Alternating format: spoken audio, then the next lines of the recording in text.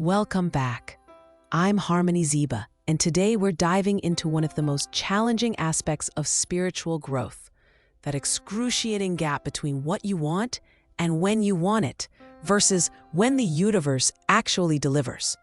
If you've ever felt like you're running behind on some cosmic schedule, if you've wondered why everyone else seems to be hitting their milestones while you're still waiting for your breakthrough, if you've questioned whether you missed your window or if God has forgotten about your dreams, this conversation is for you.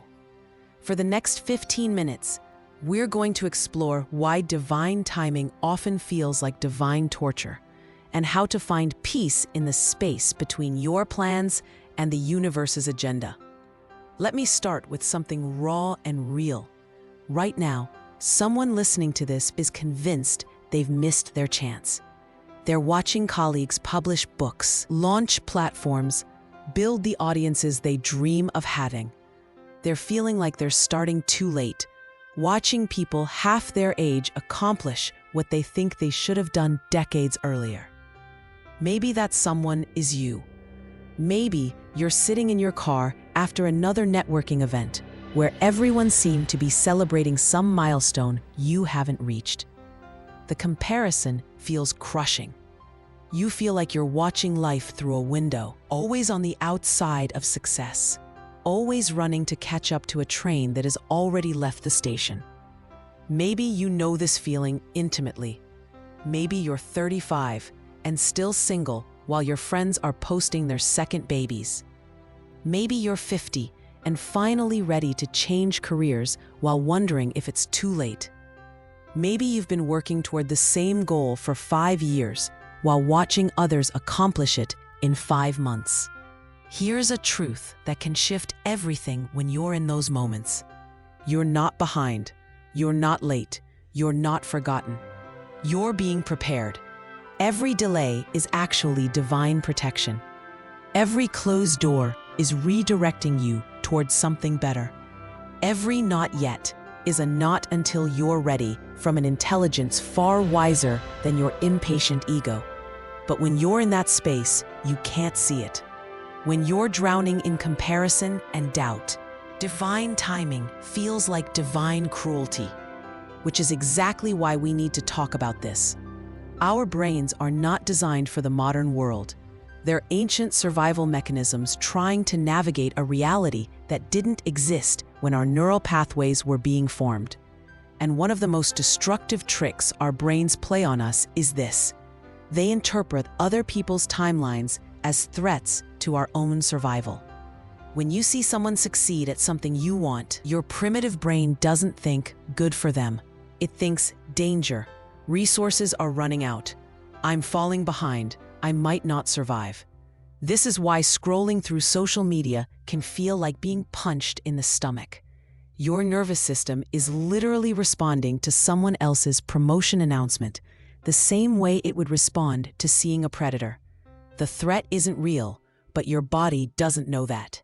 Add to this our culture's obsession with speed, productivity, and constant growth, and you have a recipe for chronic dissatisfaction with divine timing. We've been programmed to believe that faster is better, that delayed gratification is for people who can't figure out how to get what they want now.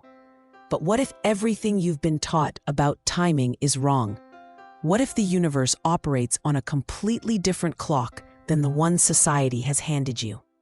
What if your delays aren't failures, but masterful orchestration by an intelligence that sees the whole picture while you can only see this moment? There's a truth that can revolutionize how you see your journey. There is no such thing as being behind in your own life.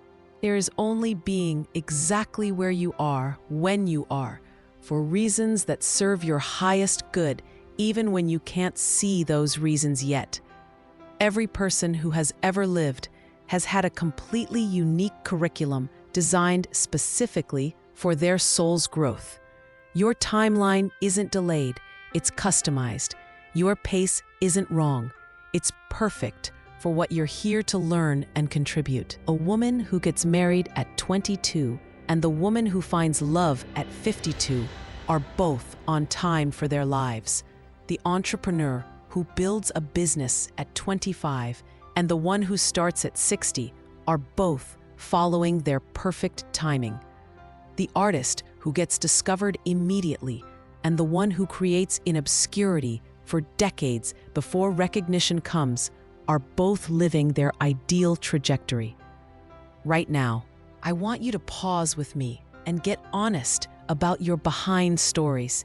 These are the narratives you tell yourself about how you should be further along than you are. Close your eyes for a moment and ask yourself, where do I feel behind in my life? Maybe it's your career. Maybe it's relationships. Maybe it's financial goals, creative projects, personal growth, or family milestones. Now here's the deeper question. Where did you learn that you should be somewhere other than where you are? Did a parent constantly compare you to siblings or neighbors? Did teachers emphasize competition over collaboration? Did social media convince you that everyone else has it figured out while you're still figuring it out? So many of our behind stories aren't even ours. They're inherited timelines from people who are measuring their lives against someone else's timeline, who were trying to fit their unique path into someone else's map. The truth is, you're not behind. You're not late. You're not missing out. You're exactly where you need to be, learning exactly what you need to learn, developing exactly what you need to develop for what's coming next in your life. So what is divine timing really? It's not passive waiting. It's not sitting around hoping something good will happen eventually. Divine timing is the art of active alignment, taking inspired action while surrendering attachment to specific outcomes and schedules. Think of it this way. You're not a passenger on a bus, hoping the driver takes you where you want to go. You're a co-pilot, participating in navigation while trusting a guidance system that can see traffic patterns, weather conditions, and road closures that you can't detect from your vantage point. Divine timing operates on 3 dimensions that your human planning typically ignores. First, preparation. Sometimes you're not ready for what you're asking for. Sometimes you need to develop skills, heal old wounds, or shift your perspective before you can handle the responsibility or intensity of your desires. The delay isn't punishment, it's preparation. Think about anyone who has ever said, "I'm so glad I didn't get that job," or "Thank God that relationship ended when it did." Looking back, they can see that they weren't ready for what they thought they wanted. The timing that felt wrong was actually protecting them from something that would have been wrong for them. Second, positioning. Sometimes all the pieces of your dream are coming together, but they're not aligned yet. The right opportunity, the right people, the right resources are all moving toward you, but they need time to coordinate. Your job isn't to rush this process, but to stay ready and stay open. Third, perfect moments.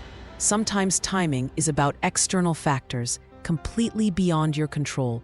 Market conditions, other people's readiness, cultural shifts, or even cosmic rhythms that ancient wisdom traditions have always honored. Your breakthrough might be waiting for a perfect moment that you couldn't orchestrate, no matter how hard you tried. Here's something you can practice right now and every day moving forward. Learning to feel the difference between forcing and flowing. Place one hand on your chest, one hand on your stomach. Take a deep breath and think about something you've been pushing hard to make happen. Notice what happens in your body. Do your muscles tense? Does your breathing become shallow? Do you feel a sense of struggle or strain? Now breathe again and imagine the same goal happening in perfect divine timing. Imagine that it's already on its way to you, that all the preparation and positioning and perfect moment coordination is happening behind the scenes. Notice how this feels different in your body. There's still excitement, still motivation, but there's also ease. There's trust. There's a sense of working with the current instead of swimming against it. This is the feeling you want to cultivate. passionate commitment to your dreams, combined with peaceful surrender to timing that's beyond your control. Now you might be wondering, okay, so I need to trust divine timing, but what do I actually do? Do I just sit around and wait for things to happen? Absolutely not. Divine timing is about inspired action, not passive hoping. The key is learning to distinguish between two very different types of action: desperate action and inspired action. Desperate action comes from fear. It's the frantic energy of, I have to make something happen right now or I'll miss my chance. It's applying to 50 jobs in one day because you're panicking about your career. It's texting your ex at midnight because you're afraid you'll never find love again. It's saying yes to opportunities that don't align with your values because you're terrified that nothing better will come along. Desperate action feels urgent, forced, and exhausting. It comes from scarcity thinking and usually produces scattered results. Inspired action feels different. It comes from a quiet knowing, a gentle nudge, an inner yes that doesn't need to be analyzed to death. It's applying for the one job that makes your heart race with possibility. It's finally having the conversation you've been avoiding because something inside you knows it's time. It's saying no to the good opportunity because you're holding space for the great one. Inspired action often feels risky because it requires you to trust your inner compass over external pressure. But it also feels aligned, even when it's challenging. Your body is constantly giving you information about timing, but you have to learn to listen. Your nervous system knows the difference between forcing and flowing, between premature action and perfect timing. When you're considering a decision, notice what happens in your body. Does the thought of moving forward create expansion or contraction? Does it feel like opening or closing? Does it generate energy or drain it? Expansion, opening, and energy generation are usually signs that your system is saying yes to the timing. Contraction, closing, and energy drain are usually signs that your system is saying not yet or not this. This doesn't mean you should only do things that feel easy or comfortable. Growth often requires discomfort. But there's a difference between the discomfort of growth and the discomfort of forcing something that isn't ready to happen. The discomfort of growth feels scary, but aligned. The discomfort of forcing feels scary and misaligned. One of the most challenging aspects of divine timing is learning to read the signs correctly. When does a closed door mean try harder? And when does it mean go a different direction? When does an open door mean this is your opportunity? And when does it mean this is a test? There are no universal rules, but there are some patterns worth paying attention to. Closed doors that you should probably respect tend to come with a sense of finality. The rejection feels clean, even if it's disappointing. You might feel sad, but you don't feel confused. Some part of you, if you're honest, knew this wasn't the right fit. Closed doors that might be worth knocking on again tend to come with a sense of not now, rather than not ever. The feedback you receive suggests timing issues rather than fundamental incompatibility. Your intuition keeps pointing you back to this path, even when logic says to give up. Open doors that align with divine timing tend to feel both exciting and natural, even if the opportunity is bigger than anything you've experienced before. Some part of you recognizes it as yours. It might stretch you, but it doesn't require you to become someone you're not. Open doors that might be tests or distractions tend to feel exciting but foreign. They require you to abandon your values, compromise your integrity, or move faster than feels sustainable. They appeal to your ego, but don't resonate with your soul. Living in divine timing requires mastering what I call passionate patience, being deeply committed to your dreams while being peacefully detached from the timeline. This is one of the most advanced spiritual practices you can develop, and it goes against everything our culture teaches us about achievement. Passionate patience means working toward your goals with focused intention while holding them lightly. It means caring deeply about the outcome while surrendering your attachment to when and how it happens. It means being like a farmer who plants seeds with complete dedication, tends them with consistent care, and trusts the seasons to determine when the harvest comes. You don't see farmers digging up their seeds every week to check if they're growing fast enough.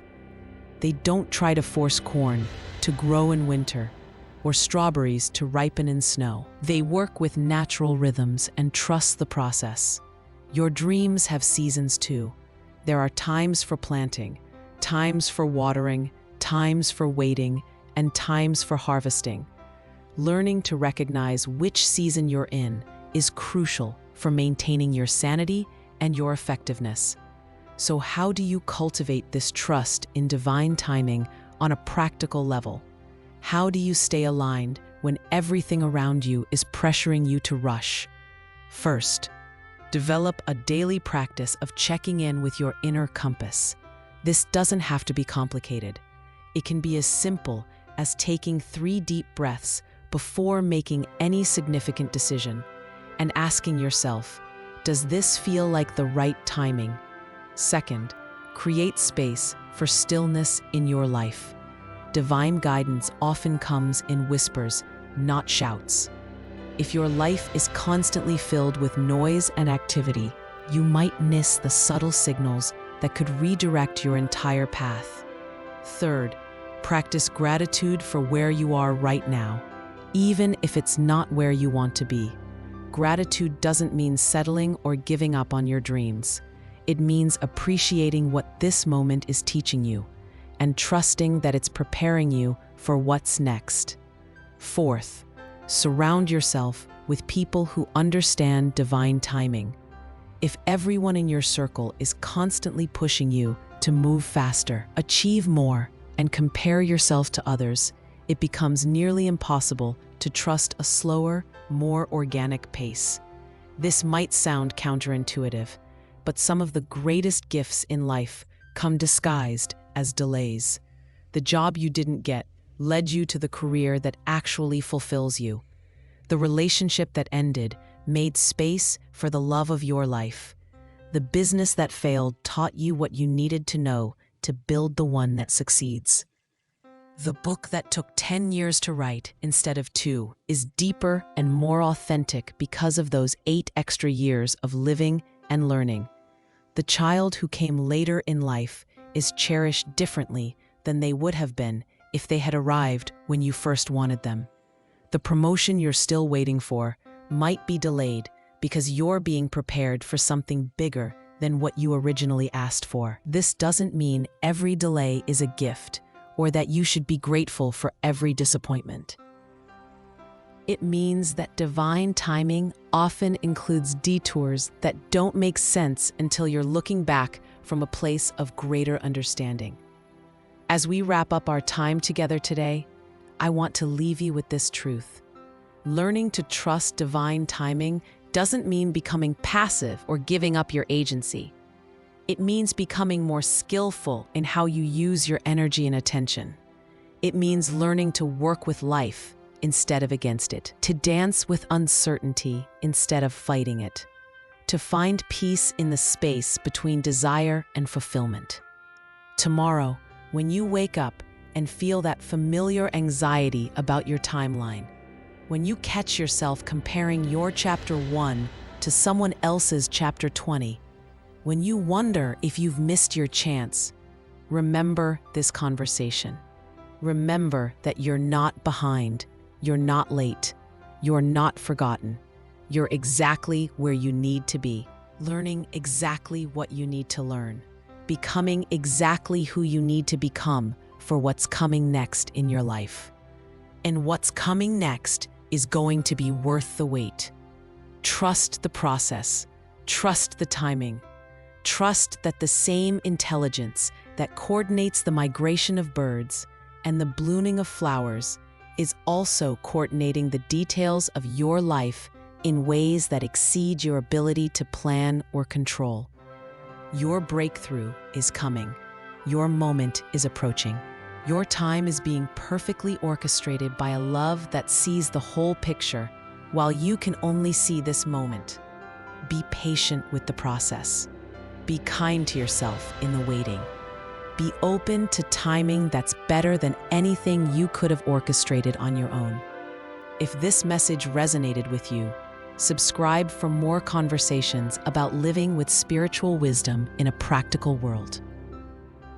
And share your own divine timing story in the comments.